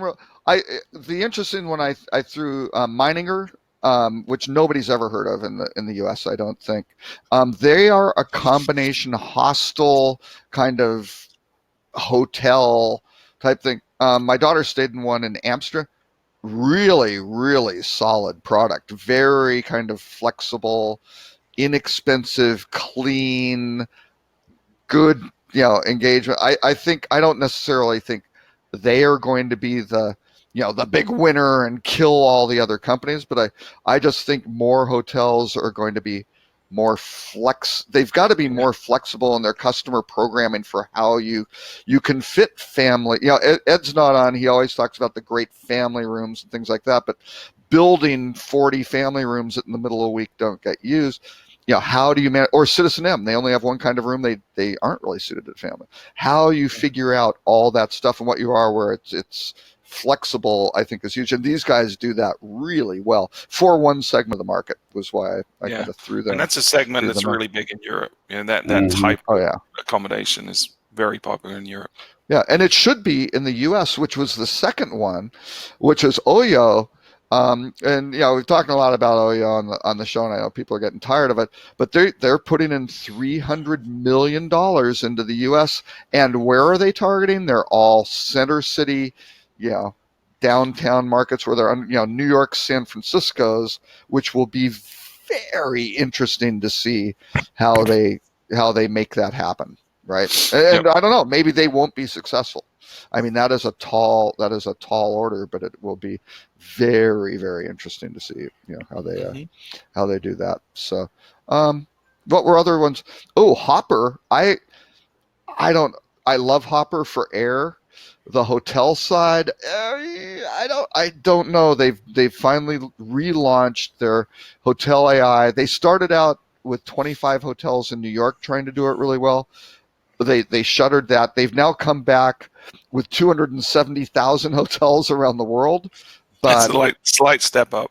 Yeah. Yeah, the next trips that I'm planning for a hotel, Deer Valley, no hotels available. West Palm Beach, no hotels available. Yeah. Fort Lauderdale, they gave me a bunch of Miami hotels, and you're just like, oh, I don't know. I know they're tracking a lot of data, but I'm not sure if they're ready for prime time. We'll have to see. Yep. Yeah.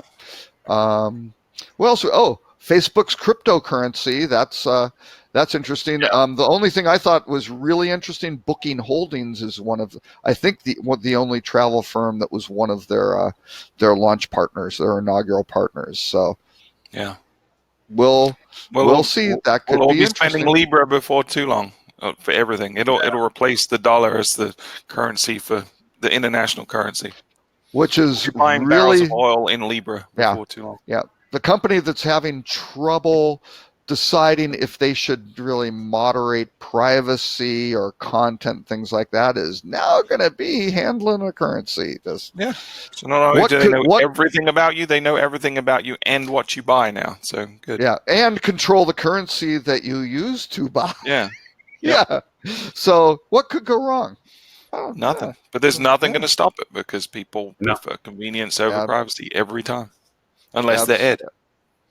Yes, that's right. We have not talked about Mary Meeker's internet trends, and they were a couple weeks out because I didn't put it on last week because I hadn't read them. And I haven't read them yet either. Yeah, maybe we shall hit those next week. That could be a whole show. Really. That could be a whole show. Yeah. And there was an article on the 7 types of artificial intelligence, which I thought was really, really kind of interesting for people just trying to get clarity on here's how this stuff works, kind of, because again, it's kind of thrown around as AI, but there's some nuance in there, and this doesn't go into the real deep weeds of it, but I thought it broke it out, really pretty nicely. There was a really deep, geeky propeller head article on age-related ADR premiums, and that isn't meaning that people charge me a different rate than Stuart. But sorry, Lauren, you're kind of in that middle ground who may not be getting targeted in that. But this is the age of the hotel, and the newer hotels, get higher ADRs than older hotels. But how does that apply by chain scale? Pretty interesting stuff. I think mostly for a lot of hotels to figure out, hey, this is kind of a benchmark, and here are kind of the, am I pushing water uphill? Not that it's not possible by doing great service and, having a great property, but these are kind of trends where people like newer, more modern stuff. And now that brings us to the rut row. Ta-da. Yeah, don't say that you can't get to a public beach would be a good statement to make. Yeah. The Ritz-Carlton Half Moon Bay is a great hotel. It has been there for a long time, and boy, let me tell you, their core business is all these, Silicon Valley, internet folks. People love it, and when they got built, one of the considerations was you had to provide access to the public beach, and let's just say the management of the Ritz-Carlton didn't want any of that riffraff hanging around their hotel, right? Which the Hawaii hotels run into this all the time because in many cases, you can't recondition the beach and go build stuff or rebuild the beach, and B, it has to be a public beach. And so, yeah, this same thing, except Ritz-Carlton had a little problem, $1.6 million fine.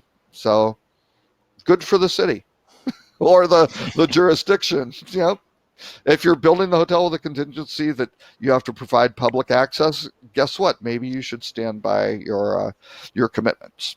And if you don't, yeah, you should get punched. They were issued with penalties in 2004, 2007, and 2011. And I think the local jurisdiction learned that, hey, fourth time's a charm. Maybe if the penalty includes some pain, or it's a material, maybe that'll get their attention. So, Okay, so Or maybe it just becomes a tax that they just charge them every year, and they keep paying it because it's worth it to them to pay the fine. You know. yeah, pay the fine. yeah. Well, So- and that's a problem with like the Facebook and Google stuff. When they misbehave, these things are so big. They go, well, that's $3 billion. You go, well, yeah. How many days of cash flow is that? Yeah. And they can look at it and go, yeah, okay, mosquito. Yeah. Okay, yeah. Or it's I a have a cost very of doing important- business. I have a very important question to ask Stuart. So, what is your impression now of curds, cheese curds? That's yeah, I have a can-do attitude towards cheese curds. They were delicious. Yeah, I mean they are. Okay, wait. Stuart, is there any sort of food that you do not have a can-do attitude toward?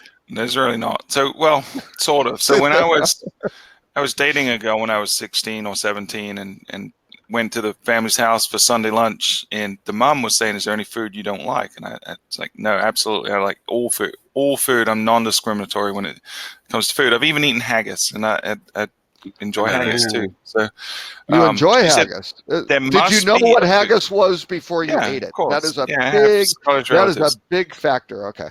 For sure. So she pressed me on this. Like, there has to be a food that you don't like. So at the time, arbitrarily, I kind of thought about, well, what are some foods that I like less than other foods? And I just said corned beef. I don't know why. So for the longest time, I told people that I don't like corned beef. Like, that's the only food I refuse to eat. But it's really not true, because recently someone put a plate of food in front of me which had corned beef, and I chowed it down. So no, literally any food. I'm a human garbage disposal. Yep. To the point where in primary school in England, we had school lunches, and you were only allowed like to go up one time and get the lunch, and then you go back and get your dessert. And I would always do that. The lunch ladies pretty soon learned that I have a bottomless pit. And so whenever there was a bunch of stuff left at the end, they would secretly call me up, and they just dump it all on my plate. And I would have like 5 or 6 desserts some days, to the point where the lunch ladies came to my parents as I was graduating from primary school and going to high school. And they said, "We don't know what we're going to do with all the leftover food now that your son's leaving." So, yeah. I have Maybe- to. Maybe perhaps a homeless shelter or something like that. yeah. See, Stuart, I knew yet another reason why I love hanging around Stuart, because I empathize with all of that. Like, yeah, okay, sure, bring it over, I'll do it. Yeah, okay, fine. You know, I never took food dares. I'm not like drink a bottle of ketchup kind of stuff. But I'll try. If I've never had it, I think it's unfair to say I don't like it if I haven't tried it. Yeah, for sure. You know, and then go through. Yeah, there's less preferable things and stuff. I'm not a big, huge liver and onion fan, but then I had somebody make liver and onions. I swear to God, it was like butter soft and tasted They did amazing. it well. Delicious. And yeah, it's sometimes a matter of how it's cooked, not what it is so much. Right. But yeah, I honestly, gentlemen, I cannot thank you enough. I had a wonderful time. We had fun every night we were out. it was I good. mean, I know you had to put up with me in my backpack, but We got to learn a lot of things about you guys, so it was good. Well, it was the fire marshal coming in, having us move the back, taking 3 of us to move the backpack so it would not be blocking exits and things. Yeah, but wait, what was Thor's hammer's name again? I forget. Crap. What's Thor's hammer's name? Remember? Yeah, that one. Yeah, mirror something or other. That's what it was like. It's like I had everything because I had the whole studio kit in there, which I did not need at HSMI, which pissed me off that I had to carry it around all day for no usage. I should have actually come back to your booth, Stuart, and set up the lights and everything. Just gave you the stuff and said, "Here, run your own lives." You know, it was fun. Look, We Lauren, rearranged the booth and put our products in that spot, and it worked fine. here's the So, concept. Thank you for what Coat- you did. Coat check. they will accept. If you can lift it over the counter, you might have to go around and help them place it somewhere. I don't But think yeah, they could drag it to a corner and give you a Yeah. tag, and then they hold it. And at the end of the day, you give them your number back, and they You see, give I had it to do back cameras, to but you. I had to have something to carry around to, anyways. But it was interesting. And there's a lot more contrast between the shows by far. But the city was fun. Minneapolis was fun. We got to walk around everywhere. I We love tried- Minneapolis. I've never been there before. I will not go in the Oh, winter really? just because it gets stupid cold, but I really enjoy Oh that no, city. everything's underground, and and there are connections, sky bridges, so you can stay Yeah, I inside. did see the most of the time. Skybridge and stuff. Yeah. But it was really you can neat. get around most very of it in- clean, yeah. very friendly. Every Yeah. person in the hospitality industry that I interacted with was super warm and friendly and engaging. So it's a great city. I would recommend anyone that hasn't been there to visit for sure. Mhm. And they have probably the most common sense light rail you have ever seen. You can go the big demand generators there are what? The Mall of America, the airport, the stadium where the Vikings play, the state or the arena where the Timberwolves play, Target. Target Field where the Twins play. The light rail connects all those, and It's that's all of one that stuff. line. That is one line that you can go from the Mall of America all the way to Lowe's, and then they have another line that goes and connects the University of Minnesota and goes out and connects to St. Paul, some suburbs over to St. Paul. So you can go from City Hall in St. Paul to City Hall of Minneapolis, get to the airport, all these things, and you go, makes it 2 lines. That's it. Yeah, And that's very really, smart. really I re- smartly laid out. And I it was costs surprised how well it was laid $2. out. the whole thing. Yeah. Like the Yeah. city itself, like everything was within walking distance. I didn't take an Uber one time I was there. Neither did I. I walked from my hotel to the convention to every restaurant that anyone had said, "Hey, let's go there." All the ball stadiums were right there. Like a bunch of Yeah. people went to the baseball game while they were there and saw that mammoth 17-inning game, and they walked there and back. It was crazy how close everything was. Really And neat the city. Nicolay Mall, where you have lots of restaurants, they really shut down a lot of the traffic and things like that. And that's the Yeah. part that it's hard to Smart convey to organizers of events. And I'm saying this more directly to Bob at HSMAI, that still will always be the value proposition of attendance, is the networking and the stories and the engagements you get there. And no matter how much you may broadcast your product, Focusrite made a brilliant decision by saying, here's the content. You're not getting the networking. Here's the content. And $4,000 to attend the Focusrite conference, and they live stream the presentations, right? Wow. I mean, wow.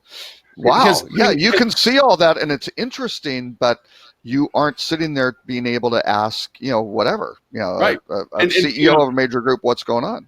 as nice as Rock was, it was in a beautiful venue. They gave plenty of ample space. There was a lot of the venue booths in the back. I think they got that down to a fine science now and stuff. They even on the closing sessions that Tim was presenting on and stuff, there's 2 bottles of wine and a bucket of beers at each of the tables because they got That figured it out. was People like drinking while at the tail end of the project without rushing the bars. There was only 2 bars at the back end of it after the program was over, and they were light used because people had their wine and their beer the whole time anyway.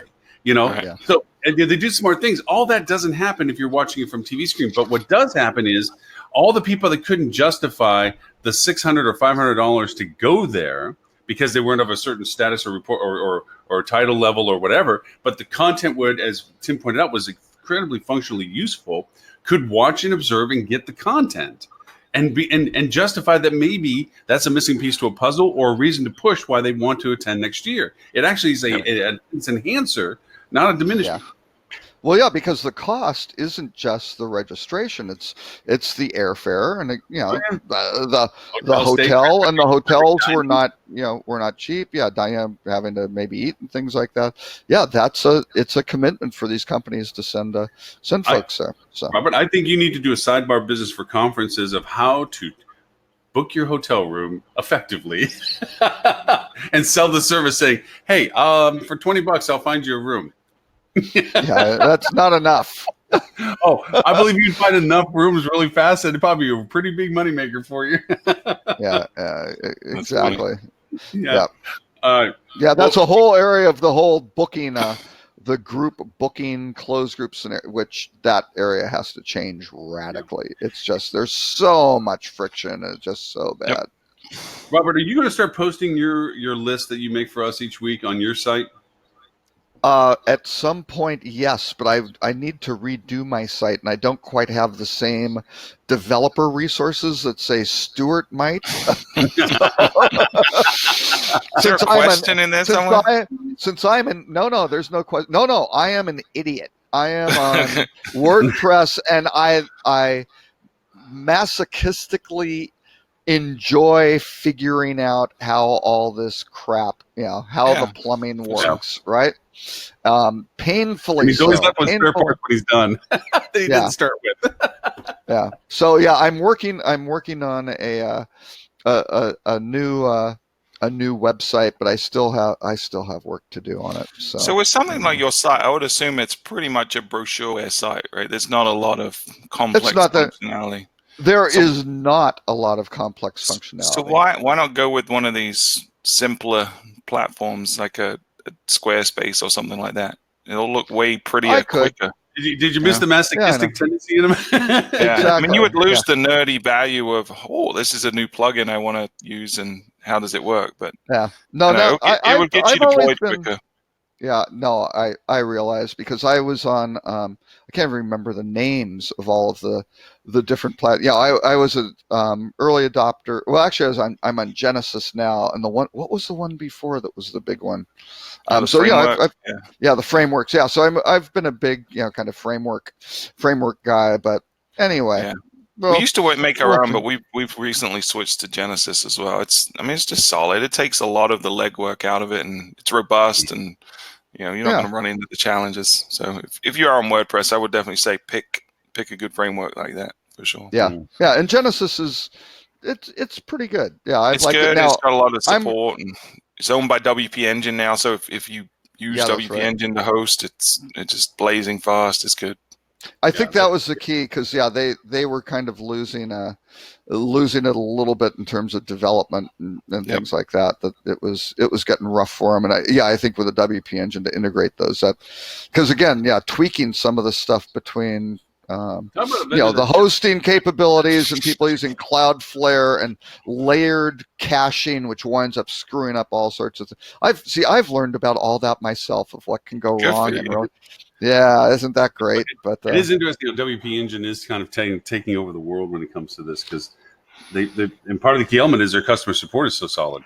It is really good. Yeah. Well, and the other one is Avada. Avada, I think a lot of folks are using that's just more of a theme that has a lot of flexibility. Sort of thing. That seems to be taking over the world, as well. So so I figure WP Engine at some point. Well, I don't know who owns Avada. If they're freestanding, I would think they would try to buy Avada at some point. So, yeah.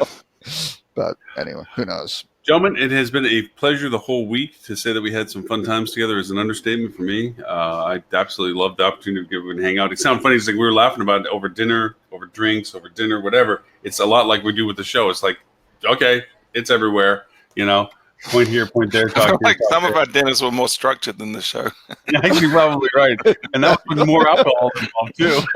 Yeah. Maybe we need to take your take like you do your podcast. Let's start drinking before this show, because after all, you can't claim that you've been drinking. Oh, dear. Oh, no. Wait, no. whoa. What, you guys aren't drinking before this show? I was going to say, you can't claim you have been drinking all day if you didn't start in the morning. It's just a rule. Stuart had assumed everyone was really just loaded. That was the only explanation. He had no idea. I mean, he had really? no idea. Yeah. Wow. Now I know you guys are sober. It's like, huh. Oh, man. Wow. Really? They're sober? How? Yeah. We had some fun conversations for sure. But again, thank you so very much for all of it. Stuart, if you want to know more about Field Travel's podcast, and everything about Field Travel, where can they go, sir? Yeah, the mothership is fieldtravel.com. You can find out all about our core products, and our podcast is fieldtravel.com/podcast, which incidentally, we had a handful of people stop by the booth saying how much they love the podcast, which was great. And I missed a couple of them, but one of them was a professor.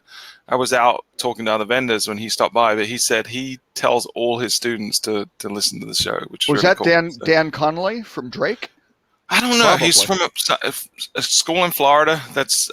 Someone gave me his card. I haven't looked at it, but I'm going to follow up with him at some point. Nice. But it was really kind of cool to hear that people are actually listening and getting value out of it. motivates us to keep going for sure. So Well, yeah, well, fueltravel.com/podcast, or just if you search for hotel marketing anywhere you get a podcast, you'll find us right at the top. So nice. And Or you're the guy has figured out, or I was going to say, or he figured out from a curriculum that his Monday afternoon class, he just turns on the podcast, There you go. sits back.